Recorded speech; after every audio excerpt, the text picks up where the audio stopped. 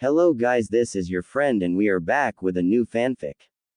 Which is what if Naruto is raised by Anko? Will this change the future for the better or worse? Part 1. And if you enjoy this fanfic then please press the like button and subscribe to my channel for more fanfic like this. And now let's start the fanfic. Outside Konoha, the Kyuubi attack. A gigantic toad landed half a mile from Konoha's outer wall. On its head stood Minato Namikaze, 4th Hokage of Konoha. In his arms was his newborn son Naruto, wrapped in a blue blanket. He looked ahead. 1,000 yards away was Kyuubi no Kitsune, greatest of all the tailed demons, and was slaughtering his ninja by the dozen. Everyone fall back to the main gate. All stop Kyuubi, Minato commanded in his most powerful voice. Everyone within half a mile heard him and instantly recognized his voice. Without a moment's hesitation they all retreated, leaving Kyuubi very briefly confused and annoyed, and the few who saw Kyuubi's face could tell. "Thank you Bunta, I'm going to miss you," Minato said sadly, then carefully placed Naruto down on Gamabunta's head. "You sure there's no other way?" Gamabunta asked. "None. Please tell Kushina I'm sorry, I love her and hope she can forgive me for what I have to do to our son," Minato said solemnly. "Let me do it," Jiraiya said seriously, having just landed on Gamabunta's head just before Minato spoke. "No, as Hokage it's my duty. As my sensei and Naruto's godfather I want you to promise me you'll watch after him, and I have a final order as Hokage. As much I love Konoha, if they find out Kyuubi is sealed in him they'll see him as the Kyuubi, so I'm authorizing you to do anything you have to protect him. Especially from that old war hawk Danzo and his flunkies on the council. I will not have my son taken from Kushina and turned into some damn weapon. Oh, and tell Ba-chan she'll make a great godmother and 5th Hokage, if she lays off the sake," Minato said and gave Jiraiya one his pretended smiles, then turned back to Kyuubi and started flashing through the hand signs for the jutsu. "I promise. And I'll curse your name if she knocks me through a wall for calling her Ba-chan, you know she'll only let you call her that," Jiraiya said. Minato chuckled briefly, but never lost his concentration for an instant. He finished the jutsu and saw the Shinigami appear before him. Jiraiya let a single tear run down his right cheek when Minato froze a moment, then collapsed backward. Dead. He saw Kyuubi roar in agony, then there was a massive explosion and it was gone. "You were the greatest shinobi I ever met," Jiraiya said solemnly, then checked Naruto's stomach. The seal was there, and working just as it should. Even he was impressed by it. Minato had exceeded him with this seal. "Come on kid, let's get you back to your mother before she sends Tsunade after you," Jiraiya said and felt a chill run down his spine at the thought of facing Tsunade. 11:22 a.m., Konoha Hospital. Jiraiya stood there in stunned shock as he watched the Anbu carry a barely alive Anbu from the room, a kunai buried in his chest. He'd killed Kushina in her weakened condition, but she'd still managed to get him. He had no doubt in his mind the man was a member of Root and had gotten his orders from Danzo. They were going to save his life just to get the proof they needed. Well, assuming Tsunade didn't get to him first, he knew it wouldn't be long before she was told they'd need her skills to save him. He moved to the bed next to her body. "I'm sorry Kushina, I'm not a member of your clan, but I give you my blood oath, I'll do everything in my power to be sure Naruto is safe," he said solemnly, bit his thumb and wiped a stripe across his forehead. 1:36 p.m., Council Chambers. Jiraiya stood near Sarutobi, who'd temporarily taken back his title of Hokage to preside over the meeting. Inside he was ready to explode, he was so mad. The clan heads and some of the council members were having a very hot debate against Danzo, Homura and Kaharu. Danzo wanted Naruto handed over to Root for training as a weapon, and his sensei's former teammates just wanted Naruto killed as a threat to Konoha. He was astounded Sarutobi was as calm as he was ready to use his ultimate Rasengan on them. He suddenly turned when the huge double doors to the room exploded and the whole room got deathly quiet. Standing in the doorway, her right bloody fist STLL extended was Tsunade, and the look on her face terrified him to his very core. He'd known Tsunade her entire life, and more times than he could remember had seen her in a full rage. Occasionally it was directed at him, but he'd never seen her this mad in his life. Even he was struggling to withstand the unbelievable ki she was radiating. Her hands up to her elbows were bloody, as was part of her exposed cleavage and gray shirt. She only removed her green coat when she got serious. Tsunade glared at Danzo. Danzo ordered the death of Kushina, as godmother of her son. That makes me part of her clan and I claim vengeance. Tsunade said in a voice so cold it actually lowered the temperature of the room. The instant she said vengeance, before even he could act, Sarutobi saw Tsunade cross the room at blinding speed, punch a hole in Danzu's chest and rip out his heart. She then dropped it, and before anyone could even gasp in shock she grabbed Homura and Kaharu by their necks and snapped them both. These two were in on it. Ibiki witnessed the confession before the assassin died. If anyone has a problem with what I just did, Tsunade said in a dead voice, then cracked her knucks. Speak up, I have plenty of rage left to get rid of. A dozen Anbu appeared. Sarutobi raised his hand. Please remove the bodies, no funeral, unmarked graves. He said sadly. He couldn't believe his former teammates had sunk so low, but he couldn't bring himself to get rid of them when he saw they were being corrupted years ago. I'll take no actions against you, Tsunade. If there is proof as you say, then your actions were justified. Do you have anything to say before I make my final decision on Naruto? I have something I must tell Tsunade first. Jiraiya said as he stood. His face was very serious. Tsunade looked at him, and despite her rage she could tell just from his expression it had to be important. She nodded and waited for him. Jiraiya walked over to Tsunade and told her Minato's final words. Her reaction wasn't what he expected. She broke into uncontrollable tears, hugged him tightly, but not painfully, and put her head on his right shoulder. The right side of his shirt was soon soaked. He'd only seen her like this twice before. If she turned to him for comfort she had to be deeply hurt. No one said a word for almost 20 minutes while she cried. Tsunade composed herself. Don't read anything into that pervert, you were just handy.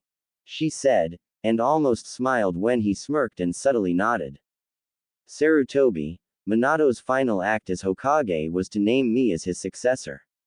I hate this shithole for everything it's put me through and all the pain it's caused me, but to honor his final request I'll take the job if no one objects to my conditions, and they are non-negotiable. 1. Except for the clan heads, the current council is disbanded and I'll choose the replacements. 2. I run this place my way. 3. Naruto lost his family, he needs someone to raise him. That I can solve that. Jiraiya interrupted. On the way here from the hospital I ran into someone that volunteered to raise Naruto. At first I didn't think this was a good idea, but this person I believe is uniquely qualified to handle Naruto's special needs. She'll have to be told about his special guest, but I know she can handle it, and raising him will help her as well. Jiraiya said and smiled. When he interrupted her, Tsunade was about to knock him through the wall, but what she heard intrigued her. Jiraiya wouldn't say that unless he believed it was best for Naruto. As much as she wanted to, she wasn't ready to be a full-time mother, and she knew Jiraiya couldn't, or rather, shouldn't be allowed to raise him. Who is it, Jiraiya? 5:13 p.m., Shinobi Residential District. She'd just left the Hokage's office where she met the soon-to-be appointed 5th Hokage Tsunade, and been told the truth about what happened that morning, what was expected of her, and was now the legal guardian of the adorable blonde baby boy cradled in her left arm. She took out her key, unlocked the front door of her new house. The Anbu had moved her things from her little apartment during the meeting. She went to the bedroom where the cradle was, gently laid him in it and smiled down at him. She couldn't believe she was suddenly a mother and big sister all at once, and she was, but as a chunin, and because of her history, she was legally a responsible adult. Welcome home, Naruto Mitarashi, Anko said with a big smile. Come back here, you little brat.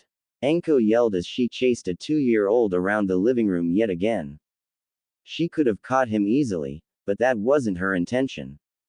She'd just dried him off after his morning bath and let him escape her before she could dress him. She was having as much fun as he was, she knew it from his laughter, but if she'd told him he was training he wouldn't do it.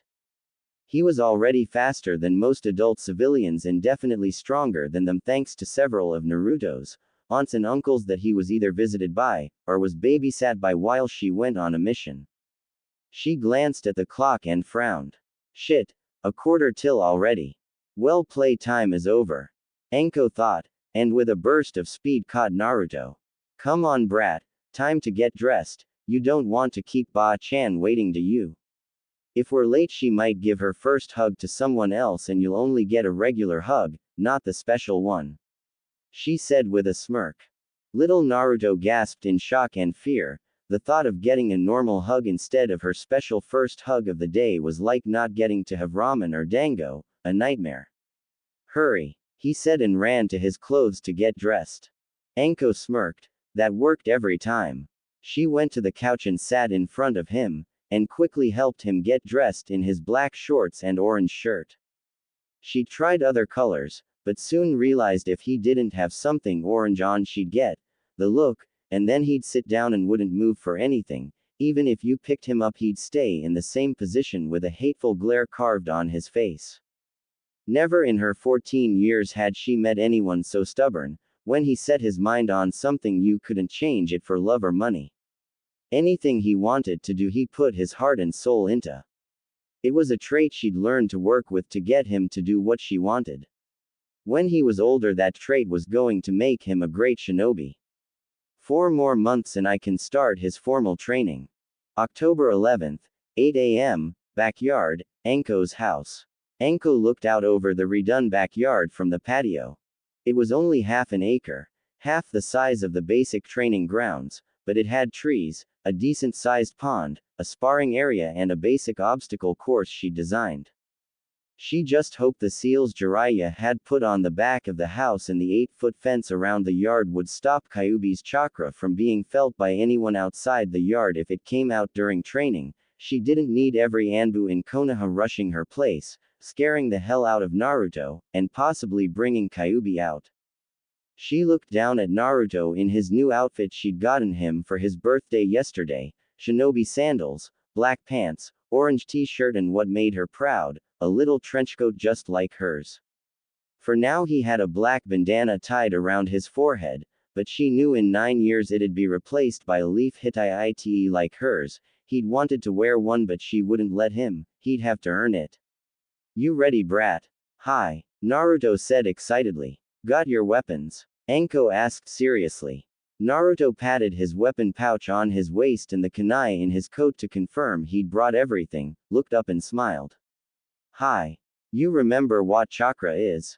Anko asked, then smiled when he nodded. Good. I'm going to show you how to mold it. Anko said then took 2 leaves out of her pocket and handed one to him, the other she put in her right hand, palm up.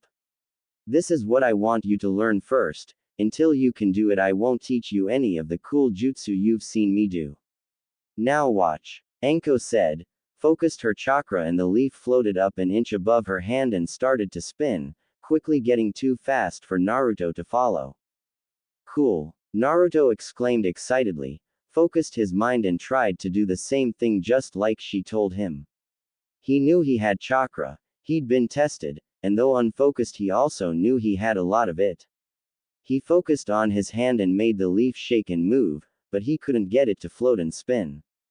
Anko watched him for 5 minutes while he tried to float the leaf, and within 2 minutes knew exactly what he was doing wrong. Stop. You're trying too hard. Relax, try to feel your chakra, push it into your hand and up under the leaf, like you have wind in your body. Like yesterday when you blew out your candles, do the same thing with your chakra. Anko said. Naruto thought about it a minute, his face all scrunched up, then suddenly smiled. Oh, thanks Anko Nichan. Naruto said, closed his eyes a moment, relaxed, then opened them and looked at the leaf in his hand. Anko almost lost her composure when she saw the look on his face when he opened his eyes. It was like he knew exactly what to do. And a moment later she smiled when the leaf floated up a little above his hand and started to slowly spin, but was soon spinning quickly, not as fast as hers, but faster than many Chunin could do it. Holy shit. Brat's a natural, and his control is incredible. Anko thought. Not bad Brat, but chakra isn't everything, let's see you run the obstacle course. I'll run it first to show you what to do and you try to do the same. Anko said, walked to the starting line, gave Naruto a nod, and looked at the course. Okay Naruto-kun, let's see how good you really are. Anko thought then took off at half speed. Naruto watched in awe as she ran, jumped, dodged, ducked and jumped every obstacle easily. When she finished she walked over to Naruto with a smile on her face. Your turn Brat, and if you mess up, you'll start over. Anko said sternly. Naruto nodded and ran to the starting line. Anko took out her stopwatch. Go. Anko yelled as she clicked the button with her thumb. The first obstacle was a 2-foot fence. He jumped, ducked under the log sitting 3 feet off the ground, then reached the 4 logs stuck in the ground like poles. He leapt onto the 1-foot pole, jumped to the 4-foot pole a foot away, immediately leapt to the 6-foot pole 2 feet away. Off his right foot he'd landed on. His foot slipped off the edge and he dropped to the top of the 6-inch diameter pole and landed on his stomach with an oof, knocking the air from his lungs. He just lay there, basically impaled on the pole. She looked at him nervously. She wanted to rush over and check on him, but she had to toughen him up, and she knew Kyuubi wouldn't let him stay hurt. Thanks to that demon he healed incredibly fast. He'd been told it was a natural ability he had. It was a lie, but would do until he was ready for the truth. A minute later she watched him start to move, pushed himself off the log, he landed on his feet and walked back to the start, disappointed, angry at himself and rubbing his stomach. For once she was glad he wore that orange shirt instead of a mesh shirt like she wore.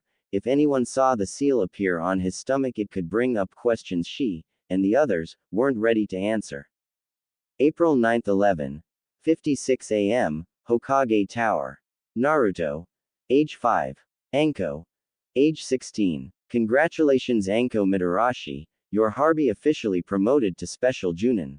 Tsunade said proudly, closed the folder with the forms Anko just signed, stood, went around her desk and gave Anko a big hug, ignoring the giggles of her assistant Shizune. So how's the brat doing? Damn paperwork has kept me busy for almost 2 weeks. Tell him I said this and I'll kick your. But I miss that little shit calling me Ba-chan and trying to throw things down my shirt just to watch me dig it out of my cleavage. Anko wanted to laugh her off, but held it in. It showed on her face though. He's fine. Anko barely managed to say with a straight face. Tsunade held her hands in front of Anko's chest.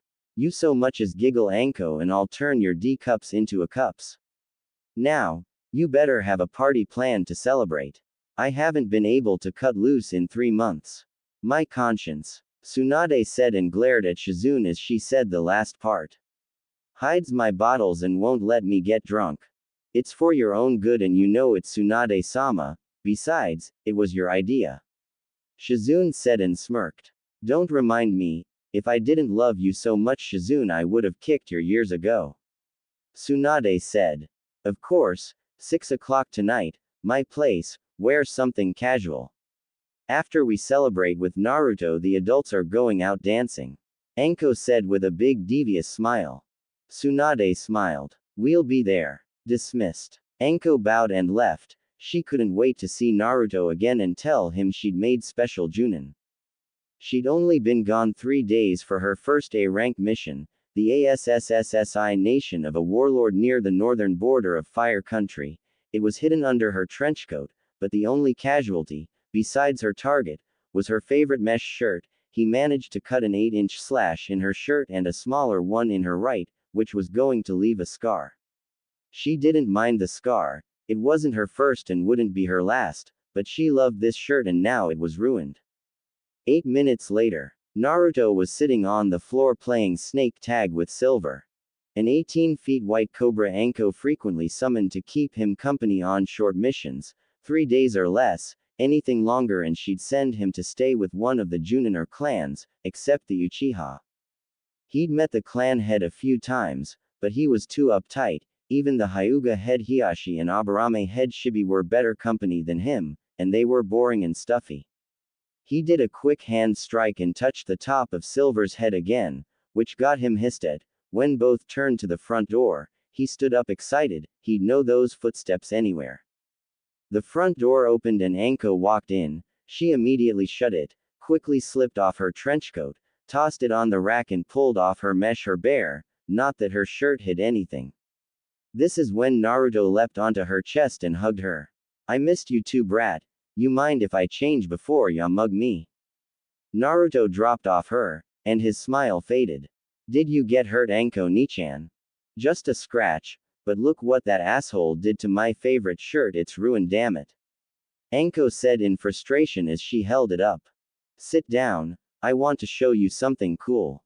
Naruto said and led her to the couch. After she sat, he pulled off the bandage taped to her chest over the scar.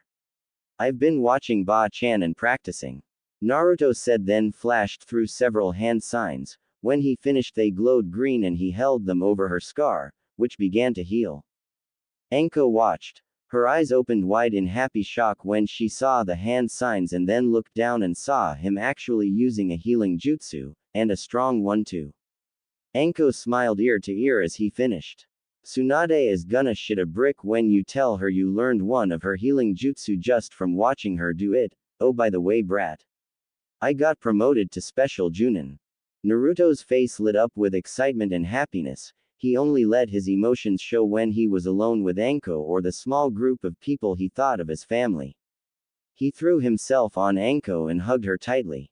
Anko hugged him back. She normally kept her true self hidden, but even with good friends rarely let her guard down completely, except with Naruto.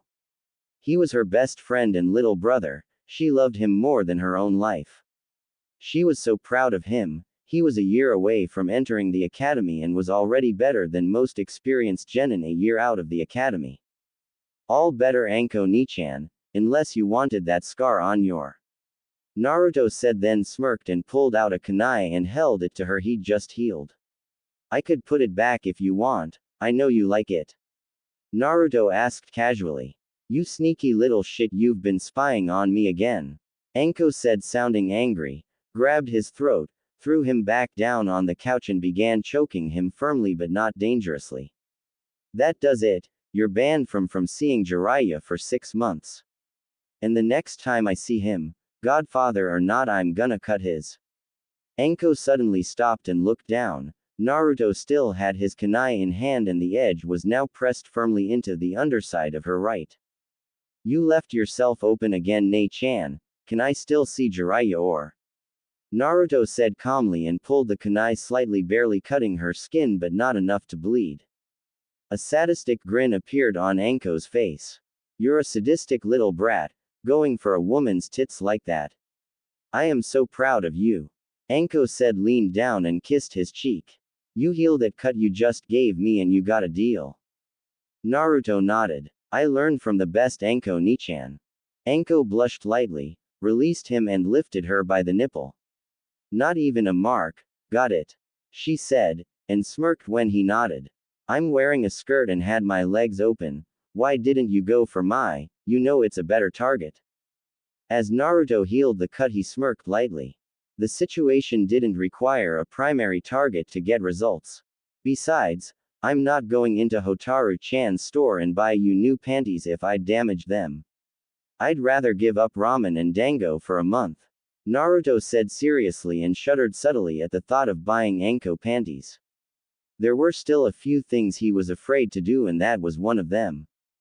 Anko just laughed. Good as new. I could heal those other scars. Naruto said. No, every one of these has a memory attached to it, but thanks. Naruto Nisan. Anko said and smiled warmly at him, something only he'd ever seen a few times. It was a very special gift she only gave him. Naruto returned the smile and hugged her. Okay, enough mushy family shit, we're having a party tonight to celebrate my promotion to Special Junin and everyone from my fellow Junin to Tsunade-sama is coming over. so we have to get ready, some decorations, food. Anko said. And plenty of sake for Ba-chan. Naruto interrupted with a smile. You know it, brat, Anko said, then dismissed Silver, who vanished in a puff of smoke. 5:30 p.m. Naruto opened the door and smiled. Right on time as always, Kurenai-chan. Wow, you look good, red is definitely your color. Naruto said with a big smile and stepped aside to let her in. I'd rather always be early than late, unlike some shinobi we know, and thank you for the compliment, Naruto-kun, you're quite the little gentleman, despite being raised by Anko. I heard that bitch, Anko yelled from her bedroom. Anyone else here yet? Kurenai asked from behind Naruto as he shut the door. Nope, you're the first, Naruto said, then leaned in closer. Tonight is your best chance to tell her. Naruto whispered so only Kurenai would hear. Kurenai froze up for an instant and swallowed nervously. What are you talking about, Naruto? Kurenai whispered. You can hide it from everyone else, but I've seen you here alone with Anko Nichan when your guard is down. You're only 2 years older than her, Kurenai, and you've been her best friend since I was a baby, that's why she hasn't noticed. You like her as more than a friend.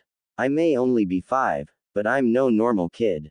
I don't know why, but I'd bet you do, and I know Anko Nichan knows.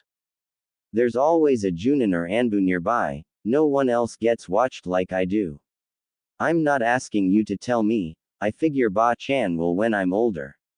I know about men and women, and all that love stuff, even if I've only seen Anko Nichan, I've learned to read people.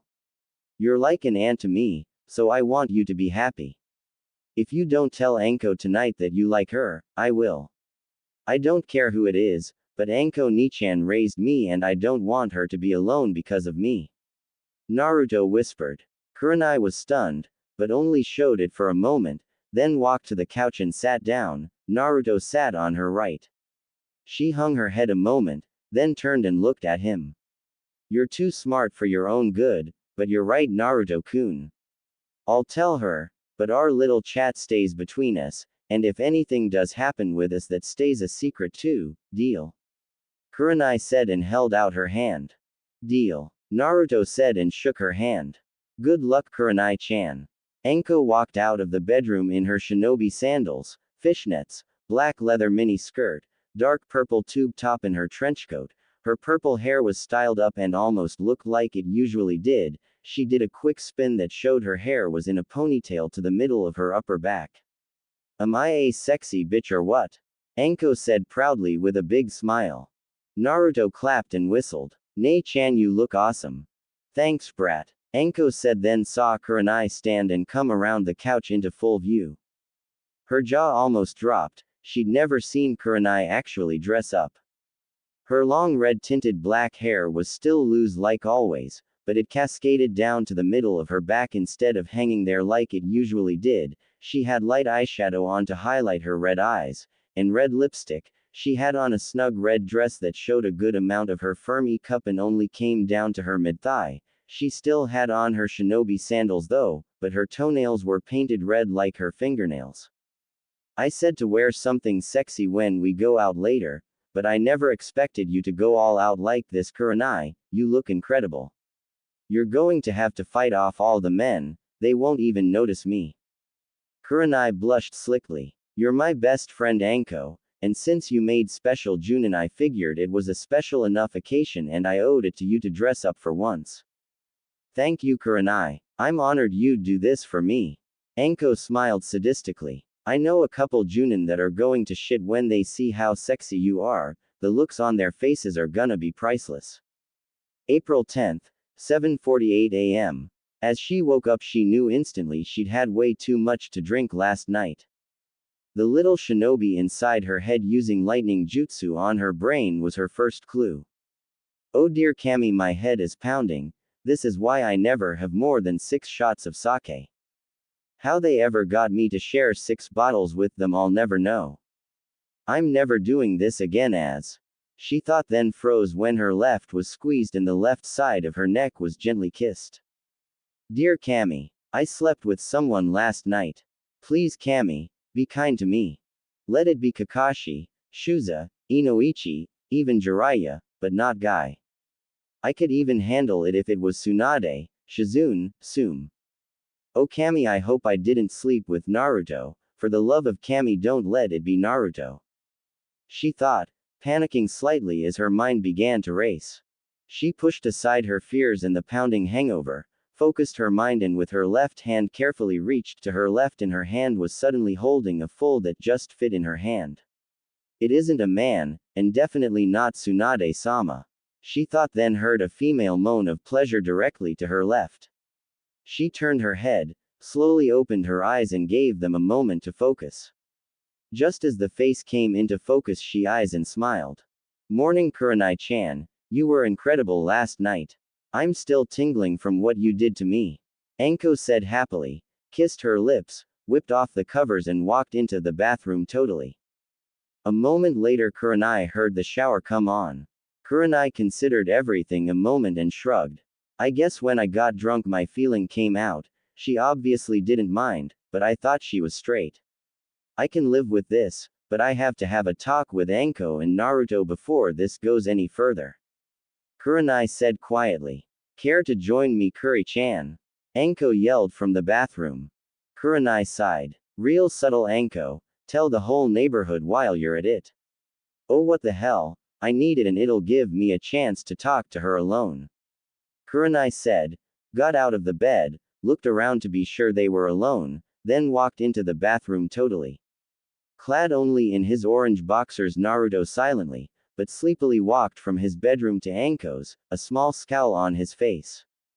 As he got close to the door the sounds got louder, especially the moans of his frequent overnight guest. Not even bothering to knock he opened the door and walked in. What he saw didn't faze him in the slightest, being raised by the toughest, scariest kunoichi in Konoha, especially in the last year, guaranteed you were unshakable and fearless. As usual for mornings Anko was sitting on her knees spread-legged on Kurenai's face as she tongued Anko's vigorously and Anko was tugging and twisting her girlfriend's ring with her left hand while she delivered hard, stinging slaps to Kurenai's. You forgot to seal the room Nei-chan, you woke me up early again, and you know I start academy today. Naruto said angrily. Anko stopped, as did Kurenai, and looked at Naruto. I did, sorry about that Naruto, I got a little anxious and forgot. Anko quickly got off the bed and walked over to Naruto, followed a moment later by Kurenai. We're sorry Naruto, we should have remembered what today is. That wasn't right of me as your Nei-chan, I said I'd be more careful and I broke my word to you. You forgive us, be showered and ready by 7, and I'll treat you for breakfast, anywhere you want to eat. Naruto held in his smile, he normally had to earn treats like that during training, so for her to offer was special. And you both owe me a big favor now. Naruto said confidently, he knew that emotionally he had them both by they very rarely made a mistake like this and as she taught him, he was going to take full advantage of it, but he knew exactly how far they'd let him push them. He watched them glance at each other, then nodded to him in agreement. Deal. Naruto said calmly and held out his hand, both shook it. He gave them a gotcha smile, turned and headed for his room, closing the door behind him. Anko immediately turned to Kurenai. Not one word, we up and now he's got us both by the cunt, and he will squeeze until we submit. Anko said angrily, though it was mainly directed at herself for getting careless. I'm sorry Anko-chan, this was my fault too, I'm a Junin for Kami's sake, I should have been more careful. I promise, this will never happen again. What's done is done, let's get showered and dressed, we can't let him be late his first day. Kurenai said. Hi, look at me. I've gotten sloppy. Tonight we're changing our schedules around, I won't make this mistake again. Anko said, kissed Kurenai and headed for her bathroom to shower, Kurenai close behind. 7:44 a.m. Academy main gate. In his shinobi sandals. Black pants with his weapon pouch strapped to his right thigh, orange t-shirt, black fingerless shinobi gloves, trenchcoat, a black bandana tied around his forehead, and his favorite thing in the whole world to wear, a custom-made pair of wrap-around, snake eyes shades from his Ne-chan, to hide his eyes and his other, special ability, as she called it. Even if he had to keep it a secret, he thought it was way cooler than what the Hyuga and even the Uchiha could do. He looked up at Anko with his normal, relaxed tough guy expression he wore in public. Thanks Ne-chan, I'll see you at 3. You behave, remember what I taught you and you'll be Rookie of the Year. Compared to my training this'll be easy for you brat, and don't break too many hearts. Anko said then smirked. Naruto sighed and held in his feelings. Oh come on Anko Nichan, the other kids' parents are watching. Like I care what people think of me, most of 'em are civilians anyway. Now get in there, kick and make me proud. Anko said and smiled. Naruto nodded and headed inside. The moment he was inside the front grounds he quickly scanned the area as he'd be taught. About 80 yards to his right, and 20 yards in was Mr. Popular, and his fangirls, not that he seemed to pay them much attention. As to actually getting a girlfriend one day, honestly he couldn't see what the big deal was about girls, and because he'd seen Anko's and Kurenai's hundreds of times, it was no big deal. Even Ba-chan's huge that his godfather tried to see all the time, and he had many times which annoyed the old pervert no end to his amusement, but his Ne-chan and Nai-chan, as he called Kurenai, had told him that would change when he was a little older. The two loudest of the fangirls was a blonde in purple he figured had to be Inoichi-san's daughter Ino, but the pink-haired girl next to her he didn't know, as her family didn't have a bloodline limit or even a special jutsu as far as Anko or even Ba-chan, Pervy Sage and Gigi knew, just that weird pink hair. HMPH, those two bimbos won't last if they spend all their time fawning over him. Naruto thought. 30 yards past them laying under a tree was Shikamaru and Choji. He knew them from occasional visits to their homes when he was younger. To his far right on the swing all by himself was a boy a little older than he was, with a bull-like hairdo, big eyebrows, green pants, shirt and a brown vest. He looked lonely and sad. Everyone was ignoring him. That's not nice of them, I'll have to talk to him later. Naruto thought, remembering what he'd learned. A shinobi's true strength comes from his bonds with friends and family, without those you'll never find your true strength. To his left he spotted another friend, Kiba and Akamaru. He was a little loud and always stunk of dog, but he was fun to be around, and annoy his Ne-chan Hana with. She was scary to Kiba, but compared to Ba-chan and his Ne-chan she was about as frightening as a fat mouse was to a big snake. His Ka-san-sum was close though. She was almost as scary as Anko when she was mad, but even she couldn't compare to Ba-chan when she was upset. A subtle shiver involuntarily ran down his spine at the memory of the one time he upset her with his favorite game of, dig this out of your cleavage, and she hit him with enough raw ki to make him, well he was growing out of those pants and needed new ones anyway. He was just glad that neither Ba-chan or Ne-chan never mentioned it. Emotionally he'd matured several years from that incident. It was one hell of a hard lesson though for a kid his age. To the far left side of the front grounds a pair of female eyes had spotted him, making their owner smile happily. She'd met him a few times through her father and immediately found him interesting. He wasn't like any other boy she'd ever met. Another set of female eyes nearby had also spotted Naruto and was having the same thoughts. Naruto glanced to his left when he felt he was being watched, something Anko had taught him, and held in his smile when he saw who was looking at him. He was about to head over and finally talk to them away from any adults when the first bell rang. Damn, well I'll just talk to them in class. Naruto said to himself casually and headed to the front door to get his class schedule. 8 a.m., room 214. He blended very well into the crowds getting his supplies, but when he walked into the classroom, hands in his coat pockets, he felt every eye suddenly on him. His instincts told him there was a very mixed reaction to him. He tried to hide it, and it worked on most people, but he could feel it. The Uchiha jerk could tell he was stronger than him and didn't like it. The classroom had 5 rows of counters, each on a higher level than the row before it, and divided by stairs into 3 sections. Not even reacting outwardly, he casually strolled to the center, jumped to the top and leapt from one foot to the other to the third row, spun and dropped into the empty seat in the middle where he'd be close to everyone, never making a sound as he did. He hit it perfectly, but he loved the reactions he was getting from everyone.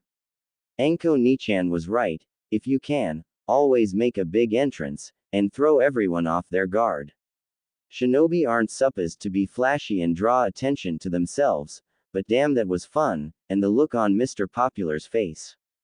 Nichan is gonna laugh her off when I tell her about this. In his seat, Sasuke was sneering and glaring hatefully at the new blonde kid that had just shown him up in class with a flashy entrance. What really bothered him though, was that it was obvious to him that kid was at least as strong as he was, maybe stronger. Show off, I'm number one around here and he's gonna learn that. Yeah, Sakura and Ino yelled it in unison, defending their precious Sasuke-kun. So he had a flashy move, he was a nobody, and a nobody will never beat Sasuke Uchiha. Most of the other girls in the class started yelling their agreement. Naruto was laughing inside, he couldn't wait for weapon training and sparring. Nobody in Konoha was a tougher sensei than his Nei-chan, every Junin and clan head had said so. He doubted most of them could even use jutsu yet, except for the kids from the big clans, and even then only one or two, maybe three. He already knew a dozen D rank, a couple C rank jutsu, 2 B rank and an A- rank, which was his favorite and the reason he knew so many. The shadow clone jutsu was just awesome, he could do 20 things at once. Once he'd learned it, his training really sped up. He could make more than 20, but he'd learned the hard way not to take in too much information at once when they vanished. He knew what a bad hangover felt like now, which his Ba-chan didn't let him forget when he teased her about drinking too much sake. Then he noticed them, they were staring at him, but not like everyone else was. He'd met them a few times, but didn't really know them. It looked like he'd get to talk to Tenten and Hinata after all, if he read them right. Tenten quickly looked away when he caught her. Hinata blushed red and looked down at her desk. He wasn't sure about Tenten, she'd looked away too fast, but he knew Hinata liked him, though he didn't feel the same way. Anko had told him girls mature faster than boys do. He had no interest in any of that mushy stuff his Nei-chan loved to do with Nai-chan, but he'd love to be their friend. Did you see that Shikamaru? Did you know Naruto could do that? Choji asked. Hi, but he's going to be very troublesome. Now leave me alone, Choji, I'm resting. Shikamaru said lazily and put his head back down on his arms. A most efficient move from the floor to his seat, no wasted walking, and his stealth is very impressive. Shino thought from his seat, back row, to Naruto's left. He sent out a bug to get more info on Naruto. He'd seen him a few times and knew who he was, but had never seen any of his skills until now. A minute later, Naruto bent down in his seat and picked the small beetle off his lower pant leg. It was crawling up, held it up just high enough for Shino to see and glanced back over his shoulder and gave a small nod, then released it. It flew back to Shino, feeling the bug equivalent of extreme embarrassment it had been caught so easily. Both Shino's eyebrows went way up at seeing his bug so easily found and caught. That had never happened before with anyone lower than Junin. Naruto is very skilled, or has some Kekkei Genkai I don't know about. Shino thought. Now very impressed, he had to get to know Naruto better. He'd proved to be a very powerful friend and excellent training partner. 8:03 a.m. Naruto Mitarashi? Uruka asked. Here. Naruto said casually. There was suddenly chattering around the room as many of them looked at Naruto when they recognized the last name. There were certain things in Konoha everyone knew. Tsunade could kill you with one punch, never start a conversation with Might Guy, and never upset Anko Mitarashi, aka, the crazy snake lady, and Naruto was related to her. Naruto glanced around, it had gotten noisy, then quiet just as fast. He smirked. Anko is my Nei-chan. Naruto said calmly but loud enough for everyone to hear him. Everyone, especially Sasuke, made a mental note of that fact. She wasn't from a big clan, but no one in Konoha messed with Anko more than once. It wasn't safe unless you were Tsunade, the only person in Konoha scarier than Anko when either was in a bad mood. Iruka sighed quietly, suddenly realizing what he'd be dealing with for the next 6 years. Anko did this to me intentionally, I know she did.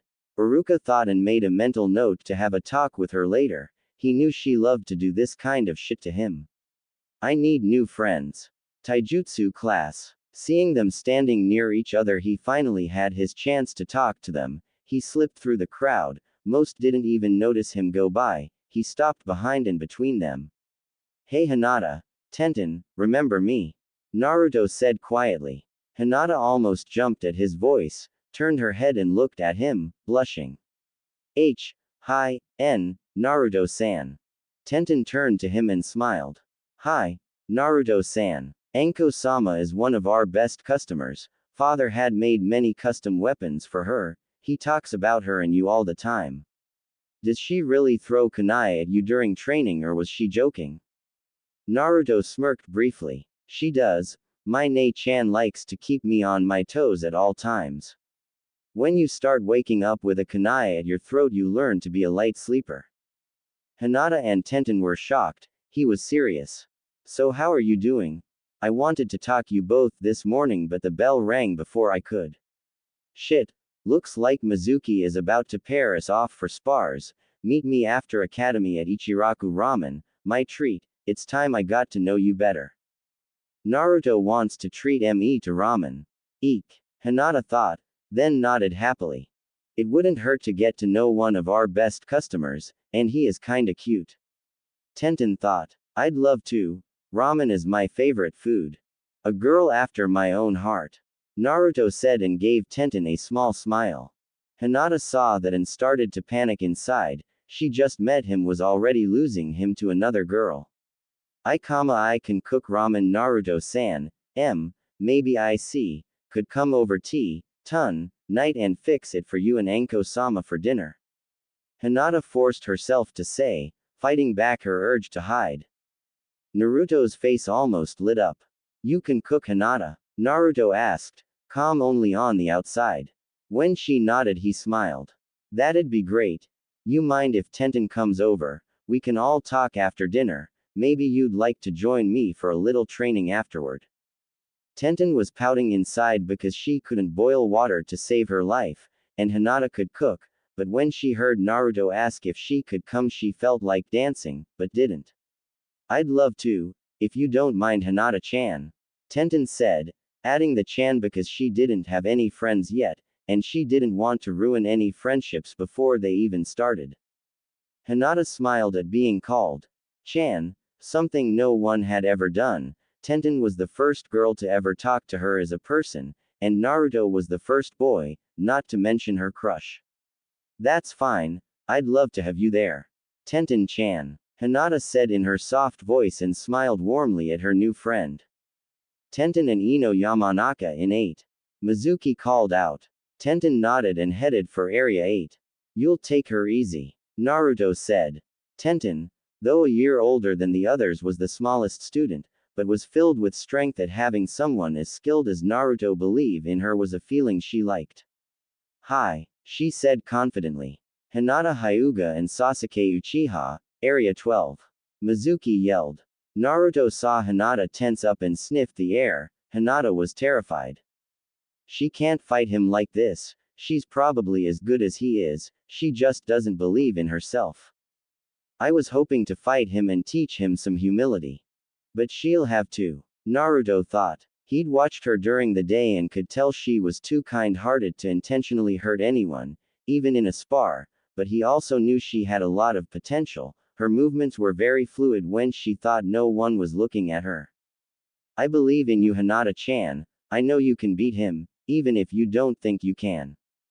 You don't have to hurt him to win, just wait. He's so arrogant he'll come right at you thinking you are weak.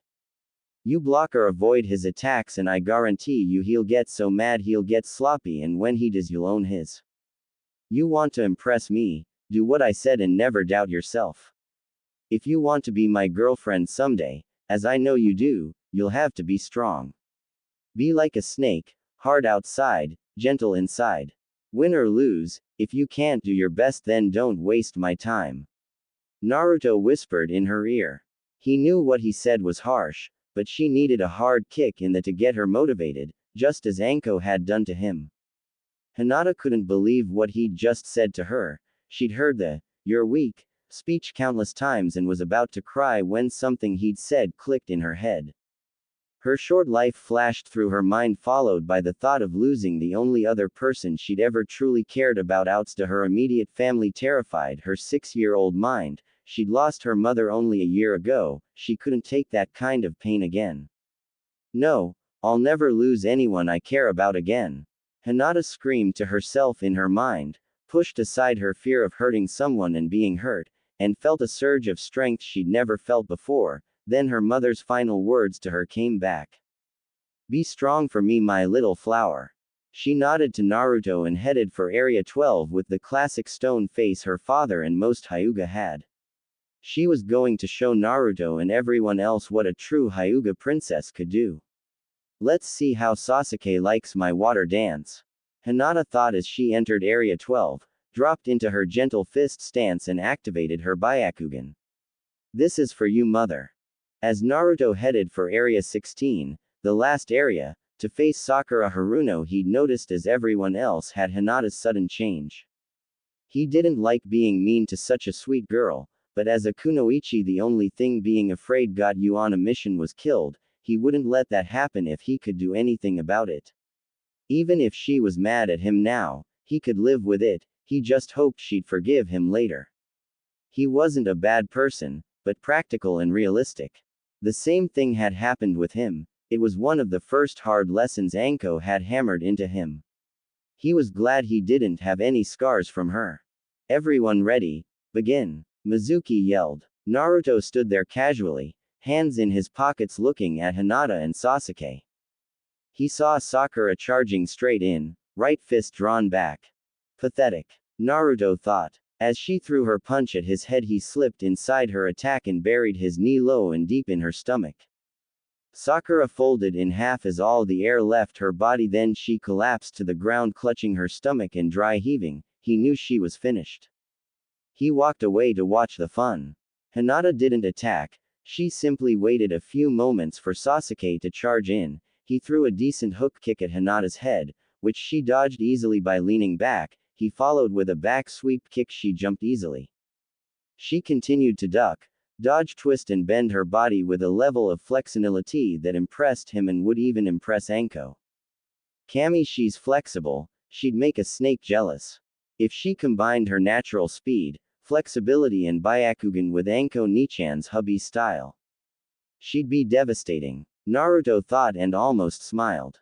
He watched Hinata dodge the increasingly more enraged Sasuke, as well as everyone else. Everyone had stopped everything to watch Hinata apparently playing with the great Sasuke. He knew she could see him, so he looked directly at Hinata, nodded and mouthed, "Now Hinata-chan," subtly.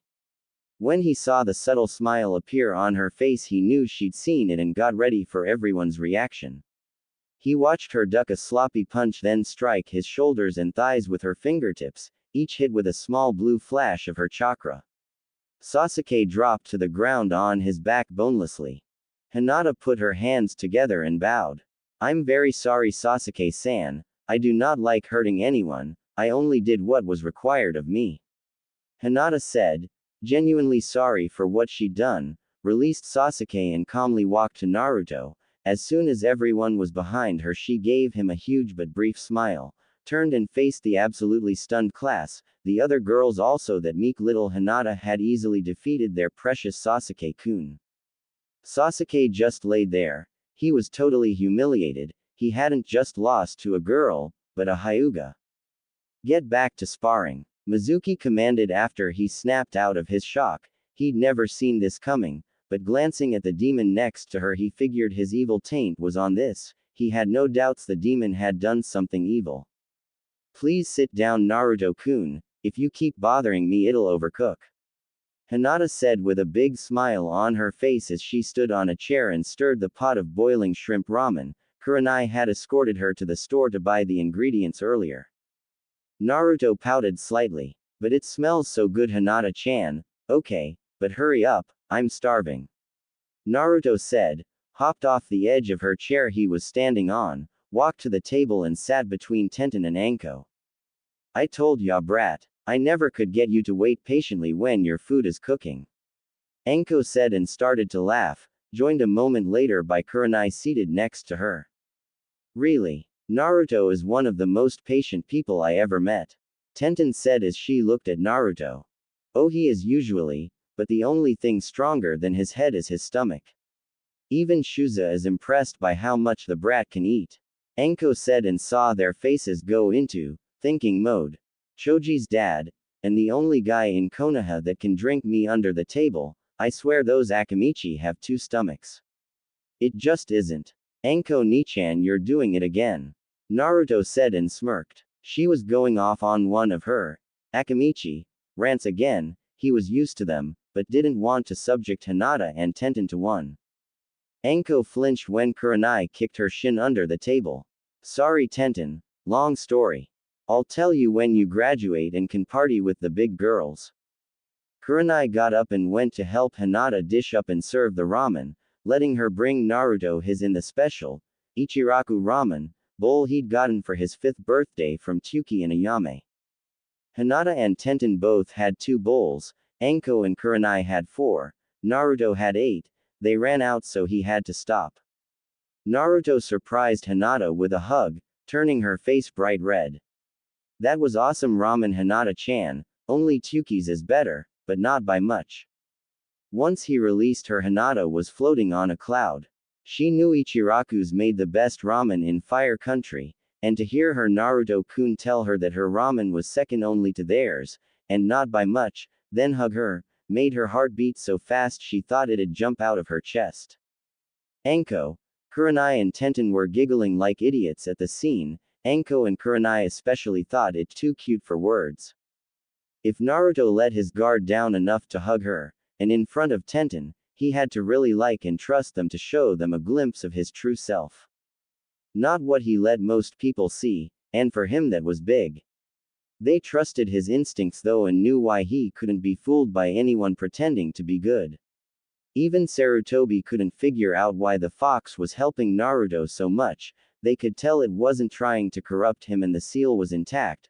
Jiraiya confirmed it, but beyond that they were stumped as to the fox's motives. Until it announced itself to Naruto, they had to wait. 6:08 p.m., Anko's living room. There was a sudden, very loud knocking on Anko's front door. Anko stood from the couch angrily. This better be a emergency. Anko said loudly as she stormed to her door. Everyone knew her rules. If you pounded on her door like this person was, the village better be in danger, or you would be. She yanked it open ready to go, full bitch, on whoever it was, and her anger instantly died. It was an Anbu, specifically one of Tsunade's personal guards. You only saw them if she wanted or needed you now. What's wrong? Anko asked very seriously. Kurenai instantly tensed up. Tenten, Hinata, get ready to move. Naruto-kun, get your trench coat. You're kidding. Anko yelled in shock. Quote exclamation mark. We'll be there as soon as we can. Tell Tsunade-sama help is on the way. Anko ordered. The Anbu vanished a moment before Anko slammed the door. Gear up for battle. We leave in 2 minutes. Most of the Uchiha clan revolted. They're trying to take over Konoha. 2 groups of about 60 are headed for their only 2 obstacles, Tsunade and Sarutobi. About a third of each group are Junin, the rest are high-level Chunin, they all have the Sharingan. Ba-chan and Gigi, Naruto said, actually stunned for a moment, then he felt it. Deep within him a rage began to well up in him on a level he'd never experienced. Even Ba-chan and Anko's full rage combined was nothing compared to it, and it had just started to build. Anko and Kurenai suddenly froze a moment and looked at Naruto, glancing briefly at each other. They knew what was about to happen. Naruto, calm down. You can't help them if you lose your cool. Anko said as strongly but calmly as she could. She let out a quick sigh when he seemed to regain control. Kurenai, take Tenten to her shop. I want you both to load up on weapons, as much as you can carry, then head for the tower. You should meet another Junin or Anbu on the way, do what they say. Tenten, stay out of direct combat, use your range. Go. Anko said. Then watched Kurenai and Tenten quickly grab a few things, then Kurenai shushined them away. Besides, Iruka would rip me anew if I let one of his students get directly involved in a serious battle, and Tsunade would take whatever was left of me and pound it into the ground. Anko thought. Hinata, there's something you need to know about this battle. Tsunade and the old man aren't the only targets. A snarl of cold rage appeared on Naruto's face as he quickly realized what Anko was about to say. 6:11 p.m., street, 2 blocks from Anko's house. Naruto ran down the empty street with a somewhat shaken Hinata toward the Hyuga compound. He couldn't believe Sasuke wanted to actually kill Hinata for beating him in a spar. Anko had beaten him bloody more times than he could remember just training him, and she was family. He glanced over at Hinata, she wasn't handling it as well. But even with her mostly cold father, she hadn't been through what he had, and there were only 6 people in Konoha that still scared him when they got mad. Tsunade, Anko, Sarutobi, Tsume and Ibiki, well, Guy scared him, but not the same way they did. Guy didn't make him think he'd die. Guy made you want to die just to get away from one of his speeches. After turning the final corner to the street the Hyuga compound was on, a mere 2 blocks away, he suddenly stopped, putting his hand on Hinata's shoulder to stop her. We aren't alone, they found us. Naruto said seriously, then scanned the area with his senses. At least there's no one nearby to see this fight, this isn't something civilians should see.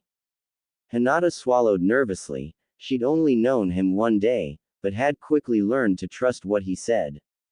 Naruto watched them walk out into the middle of the street, Sasuke and an older Uchiha girl a full head taller that looked 11 or 12 years old. She had an impressive figure for her age, but at best he could tell she was a final year student at the academy, no real threat. He wondered why the third figure was hiding, or thought he was. Naruto knew he was there and wasn't more than a mid-level chunin at best, also nothing he couldn't handle, but would give Hinata some problems if he got involved. I know you're there, so just come on out. Naruto yelled. A moment later the 15 or 16-year-old Uchiha boy came out and stood behind the 2 younger Uchiha. Give us the little Hyuga bitch and you can live long enough to watch me kill her. I'm going to cut off her nipples, princess bitch, and wear 'em as earrings. The Uchiha girl said angrily, her hatred for Hinata very clear and was too strong to be new. She'd hated Hinata before academy. Hinata paled and crossed her arms over her chest protectively. Naruto could usually keep his feeling hidden, but that bitch was quickly pissing him off. You'll hurt Hinata-chan over my dead body. Sasuke smiled. I don't have a problem with that. Hinata, can you hold off the tem and bitch while I deal with the older jerk? Naruto asked quietly. Hinata called up her courage at being near Naruto, and nodded. Hi, Naruto-kun. I can for a few minutes, but she's a lot older than me and I've never sparred against 2 people. I'll do my best though. Hinata said as bravely as she could, but knew her nervousness was showing. She hadn't been kissed on the lips or even felt up yet. Even if she survived this, if that girl did what she threatened, she was finished as a woman even before she was one. She'd never heard such a horrible threat, which was one of the worst things you could do to another girl. The only thing worst would be taking away her ability to be a mother. To Hinata that was the greatest thing you could be as a woman, and her oldest dream. Byakugan. I'm ready Naruto-kun. Remember Hinata-chan, this isn't a spar, this is serious, they want to kill you, so don't hold back. Do anything you have to win, Naruto said. Even, kill. But I see, could never. Hinata stuttered out nervously. Naruto turned to her and grabbed her shoulders firmly. Shut up Hinata. Naruto yelled in her face harshly, shocking her. You're a Hyuga, the oldest daughter of one of Konoha's founding clans, one of the elite of the clans. I know you're afraid, but you're in the academy now and that means you're a kunoichi. They don't care if you are a princess, Sasuke will kill you, and that bitch with him will do much worse to you. Naruto said firmly, then slapped Hinata across the face, hoping she'd forgive him later, but if he could make her mad he knew she had a chance. Now stop being a weak little, show those Uchiha traitors what an angry Hyuga bitch can do and make your friends proud of you and make your stuck-up family respect you. If you want something from life, you have to fight for it. If you don't, they'll kill you. Naruto said angrily, though he wasn't actually mad at her. He was doing what Anko did to him to make him strong. It was the hardest thing she'd ever do, but he'd seen her inner strength, she could do this. He saw her push down her feeling and put on her Hyuga face. Again, he just hoped she believed in herself enough. It works for Nei-chan. Naruto thought, grabbed her cheeks and gave her a kiss on the lips. That was a lot different from kissing Nei-chan and Nai-chan, it was nice. He thought, I believe in you Hinata. Hinata was stunned. Naruto had kissed her on the lips and said he believes in her. She nodded, a huge smile on her face, and charged in. Naruto followed her heading for the older Uchiha, but keeping an eye on Hinata. He hoped he wouldn't have to step in and save her. He wasn't worried about Sasuke, she could take him easily. It was the older Uchiha bitch, she had 5 or 6 years experience and training on Hinata and obviously didn't have Hinata's aversion to hurting people. Anko had told him how the Uchiha were. He sprinted around Sasuke and the girl as he pulled 2 kunai from his coat, one in each hand. He thrust his left at the older boy's chest, which he dodged. Naruto's backhand slashed at his stomach with his right hit, but not as deep as he'd planned. You're better than I thought, brat. The Chunin said as he pulled his kunai and blocked out much of the pain. Naruto attacked again, starting a clash of kunai as they dueled.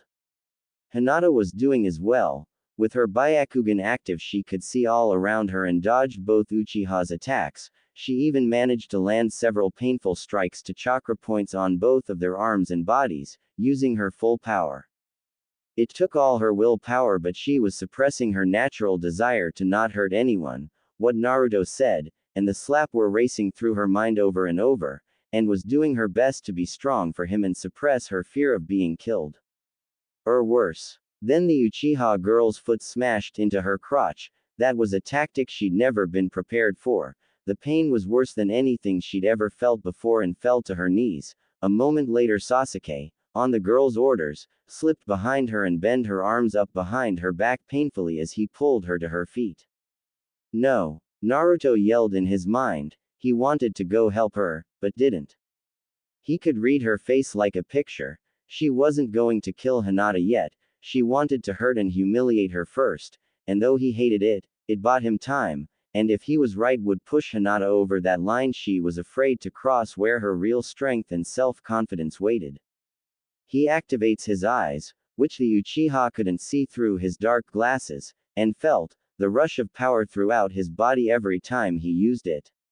Now he could easily kill him, but just matched him. He had to wait and see what happened with Hinata. It was a really hard lesson, but he knew it would work. He'd already laid the groundwork for her. She just had to find her inner strength he knew she had. No, no, Hinata screamed as she struggled against Sasuke's grip. The girl hit her hard in the stomach. She would have folded in half if Sasuke wasn't holding her arms.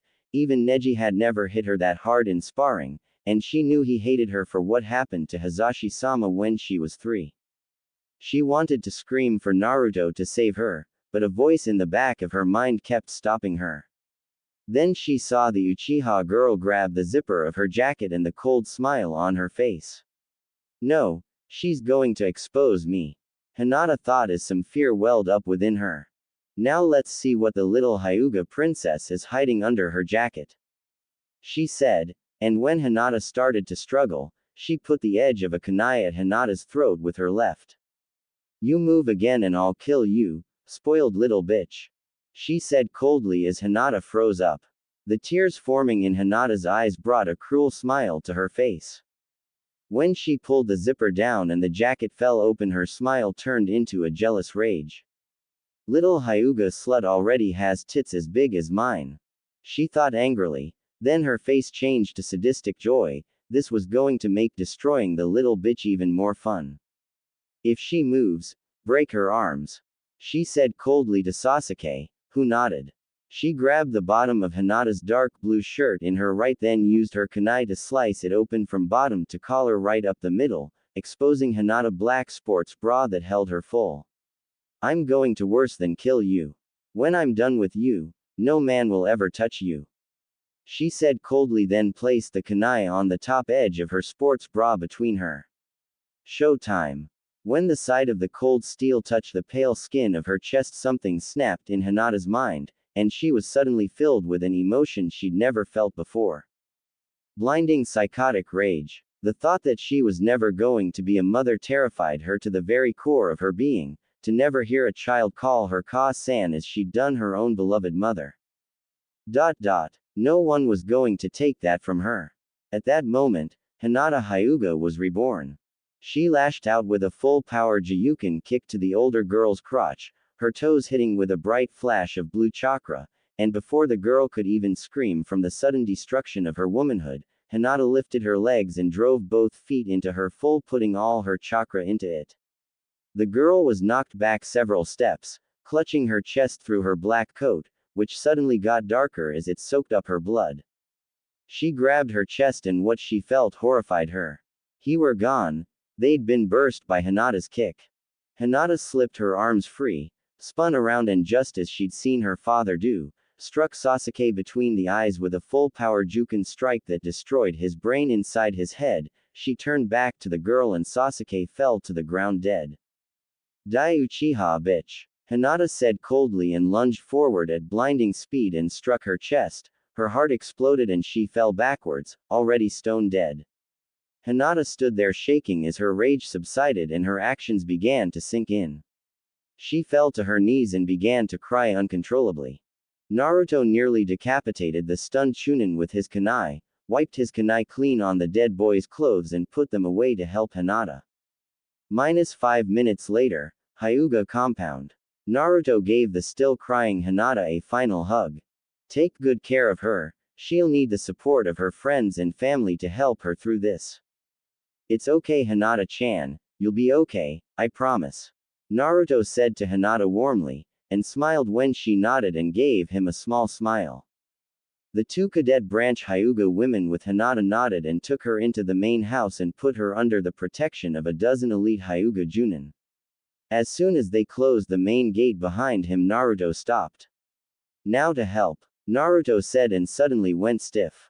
He's still alive. I'll kill him for what he did to me, Naruto said in a demonic version of his voice. He took several deep sniffs of the air then vanished. Inside the house, Hinata was already adjusting. She still didn't like it, but what she'd done was self-defense. They were going to cut her up, probably kill her, and as a kunoichi in training in Hyuga princess, it was her job to get strong and protect herself and her clan. Those Uchiha had betrayed Konoha, they'd be executed anyway, so she'd really done her job protecting Konoha. The emotional pain began to quickly fade away. Just then a branch member brought in her baby sister, 1-year-old Hanabi. Hinata smiled and called the woman over. She was going to help protect her baby sister. No one was going to hurt her or her family ever again. A small woods near the Hokage Tower. A tall man in black clothes and hooded cloak walked across the small clearing without making a sound, and suddenly stopped when he felt the chakra surge nearby, a cold smile on his face. I knew you'd show up, he said. Naruto appeared just inside the clearing facing the tall man, the Hokage Tower just 30 feet behind him. You will not kill the last Senju, I won't allow it, Naruto said. The man chuckled. Am I hearing right? Does Kyuubi no Kitsune, greatest of the tailed beasts and lord of hell, actually care for a mere mortal? I don't know how you've survived this long, Madara, but you aren't immortal, you will not live to see another day. Kyuubi said, removed Naruto's glasses to show his red eyes with slitted pupils and slipped them into the case on his belt. His hair got wilder, his whisker marks thickened and darkened, His canines and nails lengthened into fangs and claws, and his strength and speed increased to match Madara. Madara laughed in amusement. Do you think you can harm me? Did you forget my Sharingan allows me to control you? All your power is useless against me. Madara said, then pulled back his hood and looked at Kyuubi with the final level of the Mangekyo Sharingan. You will help me kill the old fool and the Senju bitch, then I may allow you to serve me as I bring order to the world. Madara said. Kyuubi Naruto smiled. That won't work this time, as you will be dead soon. I'll share this with you. Getting sealed inside this mortal boy was the best thing that ever happened to me. At first I cursed him and his father, but soon found something special buried within his mind. Unlimited potential and a strength of will equal to my own, perhaps even stronger. I know you were the true reason for what happened to me 6 years ago that cost thousands of people their lives and families, this boy in particular. Kyuubi said. I hope you'll forgive me for what I'm about to do. Kyuubi thought. For that, you must die. Kyuubi roared in rage, then was engulfed in massive red chakra flames that rose up 50 feet and hit the shield Kyuubi had placed around them before appearing in the clearing. Madara looked up and saw the shield, and when he activated his special power that allowed him to not only control the Biju, but live this long and make himself intangible, thus unkillable, nothing happened. Impossible, you can't overcome my power. Madara yelled. Wrong. This boy's father was the greatest seal master to ever live, and he inherited that ability. I have used it within his mind to create the seal we are now within. It prevents anyone outside this chakra dome from feeling it, but it also negates your power. I've had 100 years to think about the Sharingan, and with the boy's help found a way to negate it and even permanently seal it away. I will share this information with him one day. Kyuubi said with a big feral smile. I will fight you only using this boy's power. Now let's see how good you are without your Sharingan. Kyuubi said coldly, reached under his coat, behind his back, and withdrew a custom, Cobra-themed Nagato with his right hand and vanished in a blur of speed. Nagato. A short katana used by ninja for fighting in small areas that would hinder a normal katana. For the first time in his life, Madara Uchiha, founder of the Uchiha clan, co-founder of Konoha and considered himself both immortal and invincible because of his power, was terrified. Without his Sharingan he had no chance against Kyuubi. He was going to die and there was nothing he could do about it. 6:10 p.m., outside the Hokage Tower. Tsunade grabbed the two Uchiha by their heads and clapped her hands together with a thunderous asterisk thum asterisk everyone heard, splattering their heads and spraying bits of blood, skull and brain all over her face, chest and already bloody gray shirt, her green robe in her office. Who else wants a shot at the head bitch? Tsunade roared in sadistic glee. She had decades of pent-up rage from and about Konoha, and she was unleashing all of it on the traitorous Uchiha. She was used to threats, she'd heard them since she was a teenager and had killed everyone that had come at her, with the exception of the battle that earned her the title of Sannin with her two former teammates. She would have let the Junin and Anbu handle it and do the whole, safe Hokage, thing, but when she was told they were after the only living man she truly respected, her former sensei Sarutobi, who had been enjoying a very peaceful, relaxing retirement just being a grandfather and surrogate grandfather to her godson Naruto. They crossed a line with her no sane person would. Except for Shizune, they were essentially her family, and not even Kami was going to take her family away from her. She absolutely refused to go through that pain again. She'd fight the Shinigami himself before she'd let someone take her family from her again. She suddenly spun around on her left foot, dodging a kunai thrust at her head from behind, and grabbed the neck of Uchiha woman in a near bone-crushing grip with her left hand, but before she could follow up, a kunai buried itself in the side of the woman's head to the hilt. Her head snapped to the side in blinding speed and she smiled. Save some for me, Tsunade-sama. Anko yelled as a dozen green snakes swarmed 5 nearby Uchiha and filled them with venom so toxic they'd be stone cold dead in 5 seconds. Hell no, I'm having too much fun. Tsunade exclaimed, then quickly wiped most of the blood and other bits off her face with her hand. Anko smiled sadistically. And people say I'm the craziest, most sadistic bitch in Konoha. I bow to your greatness Hokage-sama. Anko said, and gave a fast, but full bow. Well me sideways, that's something I thought I'd never see. Tsunade thought. Have they gotten to the old man? No, Tsunade-sama. I sent Guy and Kakashi to reinforce the Anbu. They were headed here but I told them I'd be enough backup for you. I love the old man too, but he's not as young as he used to be and he won't use his best jutsu because they'd destroy too much of Konoha, and you know how he feels about this place. Anko said seriously, then bit her thumb, flashed through the hand signs and slapped the ground. A three-headed 50-foot snake appeared. Kill the Uchiha, Anko yelled. The massive snake began striking down with its 12-foot-long heads faster than lightning, swallowing Uchiha whole and head first, the super corrosive acid in its mouths dissolving them in seconds. They died before they knew what happened. Sorry about that, now I have to catch up. How many have you killed so far? Anko asked as a kunai appeared in each hand. Across Konoha, outside the almost empty Sarutobi estate, Kakashi and Guy were defending the main gate to the Sarutobi estate. Its only inhabitants were the third Hokage and his grandson Konohamaru, who was inside the house under the personal guard of his grandfather and his personal summon the Monkey King. Anbu, led by Ebisu, surrounded the house in the middle of the 3-acre lot. We will not let them get past us, my eternal rival. Guy exclaimed as he snapped an Uchiha's neck in incredible speed. Guy, I'm using too much chakra fighting them with my Sharingan, we have to end this now. Kakashi said, and hated what he was about to say almost as much as what he'd have to face afterwards. I need your help. Open 6 chakra gates. Guy actually froze a moment in shock, then a huge smile appeared on his face. He knew how much that hurt Kakashi to do. He'd normally give Kakashi a speech, but he'd save it for later. He may act like an idiot, but that was just his personality. He could be serious if he needed to. Always a pleasure to save my eternal rival. Guy exclaimed, he couldn't resist rubbing it in just a little bit. Watch my back, I'll need a minute. Guy said in a rare serious voice.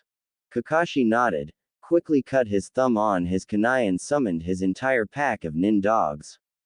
The Uchiha are revolting, guard Guy while he opens the chakra gates. He commanded.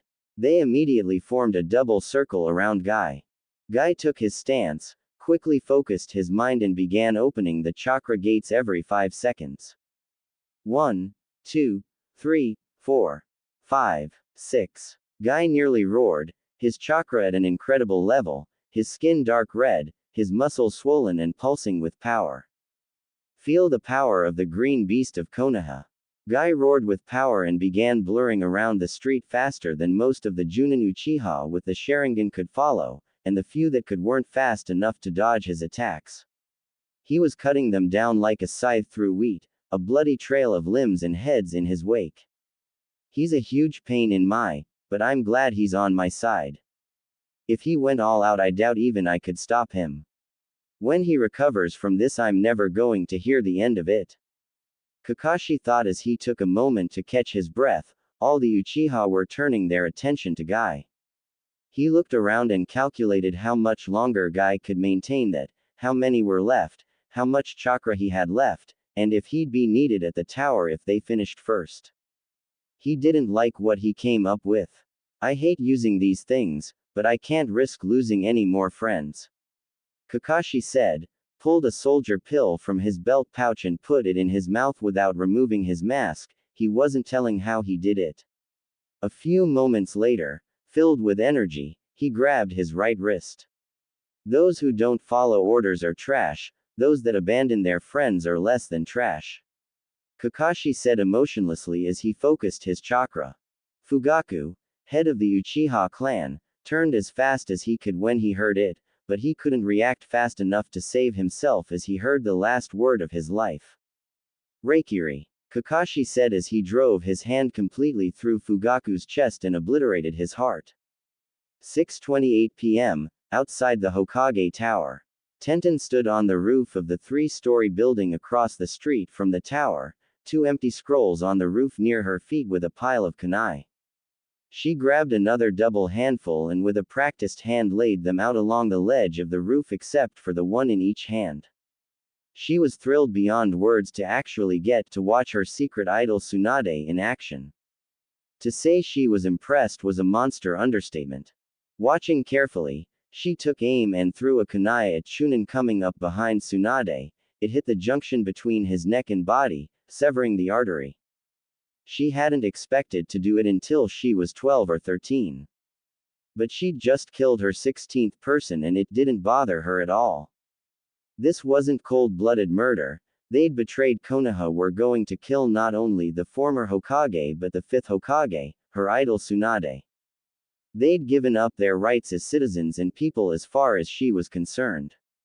She wasn't from a big clan like the Uchiha. All she had was her parents, her few friends in Konoha. She loved them with her heart and soul. Just the thought of betraying any of them made her sick to her stomach.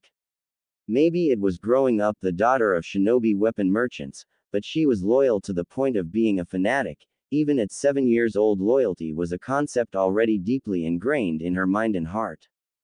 On the street below, Tsunade twisted to look behind her and saw the Uchiha with the kunai buried in the base of his neck and smiled. Tenten, that makes 16 I believe. I hope she's okay. Having to kill at her age can scar you for life, but I'm glad she's there helping us. I need to talk to Anko after this is over though. She shouldn't have brought an academy student to a battle, but I can see her logic in bringing Tenten. Even at 7 her aim is near perfect, and throwing down on her enemies doesn't require much strength. She thought as she remembered meeting Tenten and Hinata earlier that afternoon when Naruto brought his 2 new friends to meet her at her office after academy. As she turned back to help with the last couple Uchiha, all Junin, she saw the last female Uchiha just dodge a kunai from Tenten, draw and open a windmill shuriken then throw it up at Tenten, all with incredible speed. Her head whipped up in absolute horror because she knew there was no way in hell she could dodge an attack from an experienced Junin. When she heard Tenten scream and saw the spray of blood in her fall, something snapped in her mind. Tsunade's rage erupted like 1,000 volcanoes, her chakra instantly tripled. Never in her life has Bee felt such absolute rage. Everyone in Konoha instantly froze in total fear. They hadn't felt rage this powerful since the Kyuubi attack 6 years ago. Everyone turned to Tsunade. The Junin and Anbu had never seen or felt such power or killer intent. It was almost literally suffocating. Then they saw that Tsunade was staring at one person with such rage they literally expected to see the woman burst into flames. Even the remaining Uchiha began to back away from the target of Tsunade's rage. Tears started to pour from Tsunade's eyes, then she screamed with such intensity the ground shook, windows shattered and everyone within 100 yards fell to their knees in terror. No one more terrified than the Uchiha woman Tsunade was staring at. Only her years of training and experience allowed her to focus through the unbelievable amount of ki Tsunade was generating. She forced herself to her feet then ran to and straight up the side of the building. Reaching the top she stopped on the ledge, looked down at Tenten horrified, leapt to her side and checked her vitals on her neck. She's alive. Kurenai screamed in joy. Hoping Tsunade wouldn't react blindly and kill her without seeing who it was, she focused and shushined down to the street next to Tsunade. Tenten's alive Tsunade-sama, but not for much longer if you don't help her immediately. Kurenai yelled calmly, if you can image that. Tsunade was suddenly facing Kurenai, as if time had skipped a moment. Her face softened a little. She's alive? Tsunade asked powerfully, a hint of hope in her voice. When Kurenai nodded, she turned to the remaining Leaf Shinobi. Drop that Uchiha cunt in the hole until I can interrogate her. Kill the rest and house arrest all Uchiha in the compound right now. Until further notice, Konoha is under ANS rank lockdown, punishable by immediate execution, no exceptions. Tsunade commanded in her most powerful voice, turned to the building and with a blast of chakra from her feet that shattered the ground, leapt to the roof where Tenten was. Kurenai locked eyes with the Uchiha woman, flashed through a long series of hand signs at blinding speed and used a powerful genjutsu on the woman that essentially disconnected her mind from her body. She could see, hear and feel, but couldn't move otherwise. It would only last a few minutes, but that'd be long enough. She ran to the limp Uchiha woman, scooped her up and ran for Anbu headquarters at full speed. She'd never seen it, but the hole was the absolute worst cell in Anbu HQ.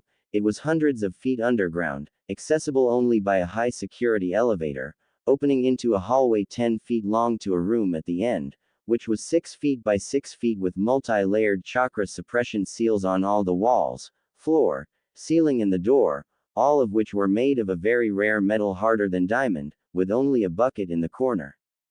Once locked inside, there was no escape. Tsunade herself couldn't break out.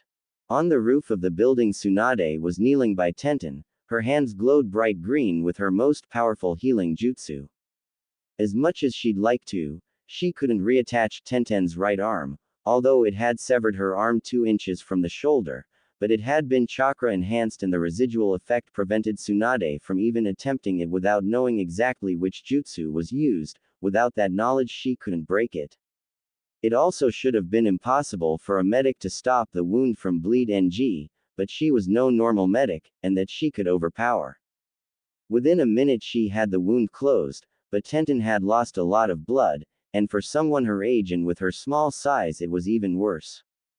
Tsunade picked her up bridal style and leapt off the roof to the street. The ground shattered when she hit, but before the crowd could even react to it, she took off at a speed only someone of her level could achieve. Tenten's weight didn't even register. She went straight for the hospital, and anything short of a building in front of her, she crashed through like a 10-ton rampaging bull, including the front doors of the hospital. She stopped in front of the front desk.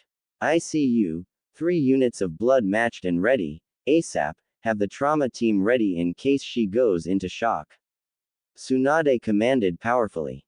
The stunned nurse, who'd just stood after the powerful key that she'd been hit with a minute ago, just stood there. Another nurse ran up. Hokage-sama, ICU is full in. That was her last words as Tsunade instantly turned and kicked her down the 200-yard hallway, through 2 sets of double doors in the outside wall. Move now, or I swear to Kami I'll kill you all. Tsunade roared with her full power she'd used a few minutes ago, shaking the hospital. Within 10 seconds the hallway was literally filled with doctors and nurses scrambling to follow Tsunade's orders. The look on her face told them this was no idle threat. She was in full bitch mode, and the fact she was almost covered head to toe in blood didn't help any. She looked like she'd just fought her way out of hell. The moment Tenten was on her way, Tsunade grabbed the head nurse who happened to pass her at that moment by the closet part, her. If that girl dies, you're the first person I'll look for. Do you understand me, you cunt? Tsunade said in her coldest voice. When the woman nodded immediately, she released her, turned and headed for the front entrance where the doors used to be. The head nurse glanced down the hall, saw someone being wheeled to ICU, made the connection and ran for the girl Tsunade had to mean, pushing aside anyone in her way. She was going to take personal charge of this girl's case. Her other patients would get reassigned.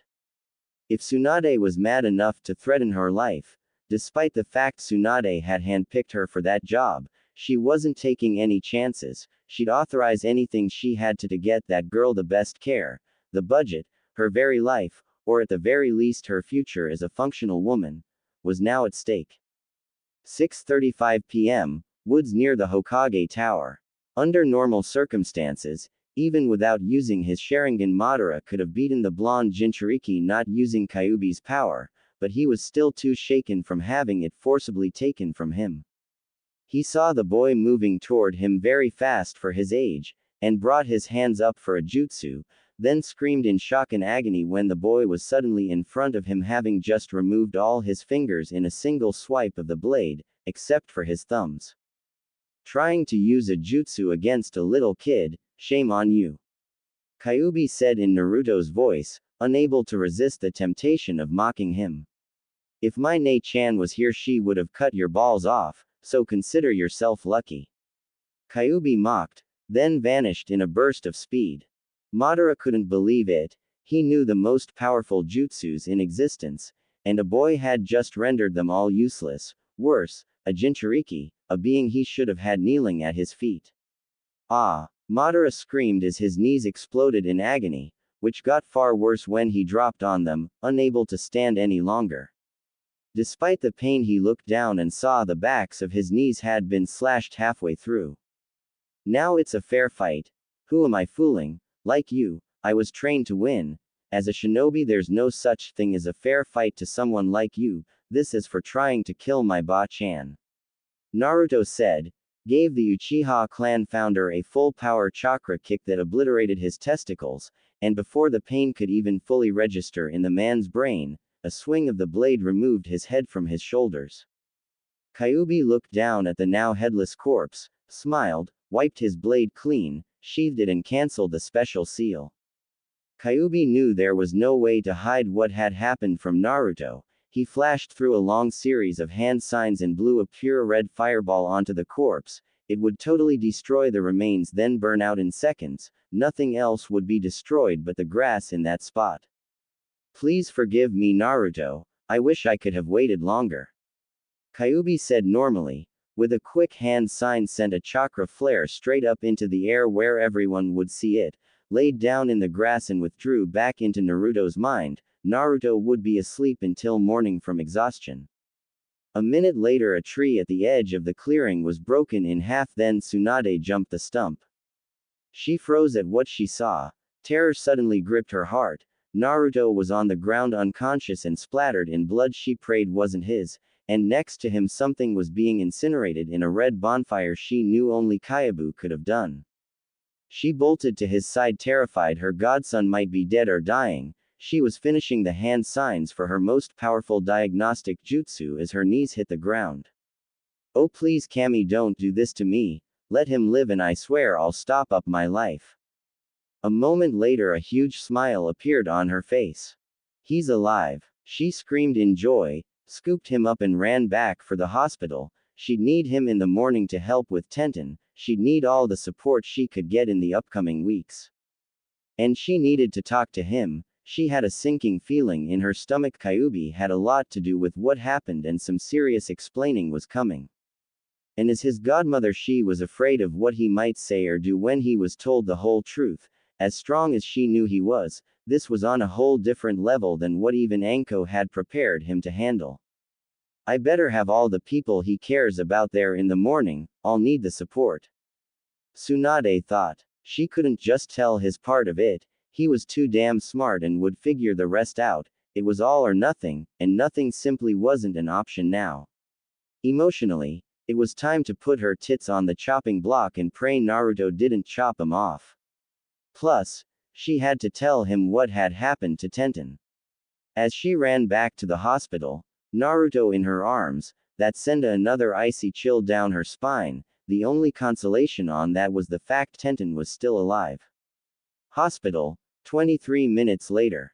Anko arrived at the front desk and with her right grabbed the receptionist by her full left with her most painful grip, and a snarl on her still bloody face.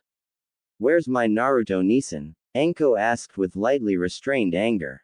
The nurse wanted to scream at the agony in her chest, but knew better than to provoke Anko in any way. She didn't even have to check the papers, she knew from when Tsunade brought him in. Room 210. Anko-san, he's not hurt, just exhausted, he'll be released in the morning. Anko nodded, then twisted the woman's a quarter turn to the right, which nearly made her scream. Tenten, 7-year-old brunette, Tsunade bro. ICU room 304. The nurse interrupted. She knew instantly who Anko was asking about when she mentioned Tsunade. Anko smiled. The only woman in Konoha that could instill more fear in someone was Tsunade. She was there when Tsunade blew her top. She released the woman's. Since the floor isn't soaked with blood and limbs, and the front doors are missing, I don't need to say anything. I'm going to see them, so get back to work. Anko said, turned and headed down the hall. She knew it wasn't visiting hours, but she didn't care, and from the high tension in the air she doubted anyone would even try to stop her. Not that they could. She finally got to Tenten's room. She didn't even need to follow room numbers, there were two Anbu standing guard. Standard procedure in a case like this, not that they were needed, the whole damn hospital was on high alert already because of Tsunade's threat, she just wished she could have been here. She nodded to them and walked into the room without even asking, the Anbu knew who she was. Tenten was hooked up to several machines, including one giving her a blood transfusion. She'd seen people lose limbs many times, it was a serious injury and you could bleed out fast, and with her small size that wasn't very long. She nervously started towards the bed, caught her reflection in a monitor and immediately turned and went into the bathroom, where she quickly washed up and cleaned the blood off her trench coat, luckily it was waterproof. Once dried off she went to the side of Tenten's bed. Don't you dare die Tenten-chan, my Nichan would hate me forever if I let one of his first friends die on the same day he made them. Anko said softly, holding back her tears. Tenten was a little spitfire, and she'd seen her take out 16 Uchicha from the roof, 3 of them were Junin. Even at her age Anko knew the girl was a born kunoichi, it was all she wanted to be, that had been clear from everything they'd talked about. She wasn't some fangirl or bimbo, Tenten was a natural. I swear, I'm going to make you the best kunoichi in Konoha, and with luck, get you and Naruto together when you're older, the ultimate couple and assassins. Anko thought. Ah, oh Kami it hurts. Anko spun around at the familiar female voice, then ran out of the room and down the hall. She stopped as soon as she turned the corner, she hoped she was seeing things. Ayame-chan. Anko yelled and a moment later was next to the 11-year-old daughter of her Nissan's favorite ramen stand owner. What happened? Anko asked worriedly. Ayame and her father were practically family. Ayame's entire right arm had first and second degree burns, her left hand and forearm had first degree burns, but the worst was her chest, her shirt and apron were practically fused her upper body, which had second and third degree burns, and it was half exposed, her right was charred black. She'd used her arms to protect her face from the fire. Fireball. Jutsu. Ucha. Ayame said then passed out. Tsuki only had minor burns, his face was twisted in concern for his only living relative, his daughter Ayame. Anko. It was an Uchiha woman, they were attacking anyone in their way. I think they were headed for the Hokage Tower. They seemed to be destroying only certain businesses, I don't understand why she attacked my stand. I don't know if it means anything, but she said something before she blew that fireball at us. I think it was something like you'll never help him again traitors. I don't understand, we're loyal citizens of Konoha, we'd never betray it. Anko bit her right thumb, pushed up her left sleeve and smeared the blood on her snake tattoo. A moment later a 20-foot black snake appeared, rose up to 6 feet and bowed to Anko. Find Tsunade-sama and tell her Ayame has severe burns and we need her now, go. The snake nodded, flicked its tongue rapidly at all directions, then raced down the hall and was soon out of sight. Sir, please wait here, we need to get her to the burn ward immediately, we'll do everything we can for her. The nurse said as the two with her put Ayame on a gurney. Anko grabbed the nurse that just spoke by the throat with her left, as she instantly pulled a kunai with her right. You'll do better than that bitch, this girl is very important to me. Anko said coldly, then her face went stone cold. She's even closer to my little brother, you know who that is don't you bitch? Anko said in a dead voice. She nodded, she was on duty 6 years ago and knew who and what Naruto was, and though he scared her because of what he contained, she knew the difference between them and didn't hate him like some did, though she didn't like him either, she did her job and kept her opinions to herself. Like everyone else, she was keenly aware of his relationship to the 2 scariest women in Konoha, as well as the other Sanin Jiraiya, to have 2 Sanin angry at you was certain death at the very least. She nodded nervously. Hi, Anko-sama, she managed to say. When she leaves this place, if he's not happy. Anko said coldly, then firmly pushed the edge of her kunai between the woman's legs. I won't be happy, Anko said as she hit the woman with enough ki to give her nightmares for a couple days. The nurse, and the two with her, paled and nodded. When Anko released her, all three rushed Ayame down the hall. Tuki looked at Anko almost in shock. He'd never seen Anko in action before. Thank you for your concern, Anko-san, but was that necessary? Anko pushed down her emotions, and smirked at her friend. I'm sorry you had to see that. I can get a little emotional, but I don't like seeing one of my few close friends hurt, or friends of mine. Naruto-Nisan. You and Ayame-chan are very important to us. At that moment Tsunade came barreling through the double doors down the hall and raced past them toward the burn ward. Shizune followed a few moments later and stopped next to them. We've been really busy tonight, pant Anko. Get Kurenai, she's a field medic, we can use all the help we can get. There aren't a lot of injuries, but what we have are serious. Kakashi too, if he doesn't know any healing jutsu he can copy some with his Sharingan and help out, if he's strong enough.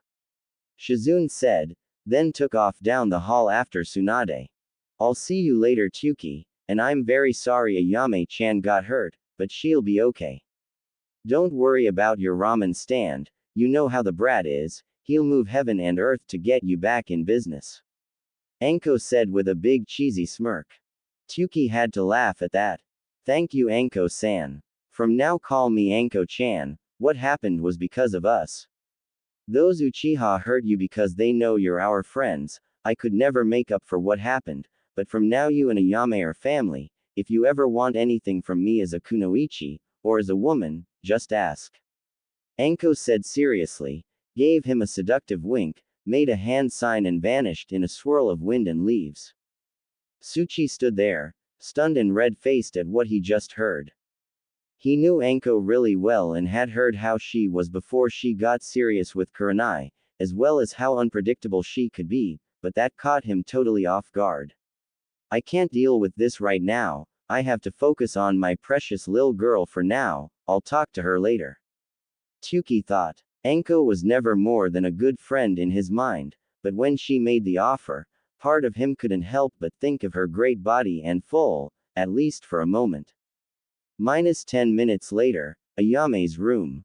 Tsunade held her hands, both glowing bright green, over Ayame's burned, bare chest, her full attention focused on reversing the worst parts before the damage was permanent. Cuts, organ damage, shattered bones, even missing limbs she could fix and not leave even the smallest scar. But for any med nin, burns were the worst, particularly second and third degree like Ayame had. There was a time limit and if you didn't heal it in time it would leave scars and possibly even nerve damage on third degree and higher burns. She'd learned a few tricks to increase that time a little, but there was only so much even she could do. She wasn't paying any attention to Shizune working on the other burns. Shizune glanced up at her sensei and friend and saw the concern on her face. She knew exactly what Tsunade was thinking and hoped they'd gotten to Ayame in time.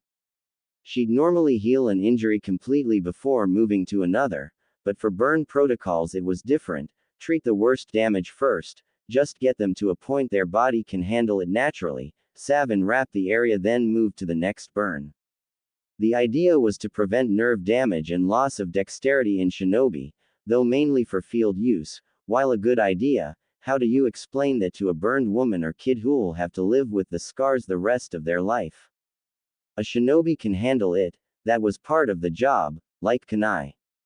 She already knew Ayame would have some scarring on her chest and right arm. She was glad the girl was smart and cool-headed enough to protect her face with her arms. Even if mostly for vanity, a civilian woman could cover her body with clothes, but not her face like a kunoichi could. She has great instincts, she would have made an excellent kunoichi. Shizune thought as she finished healing the worst of the burns on her arm, took the bandages from the nurse and started wrapping her hand and arm. About 30 minutes ago, Naruto's mindscape. Naruto walked down what looked like a sewer. The walls were concrete and pipes ran the length of the hall and went in and out of the walls.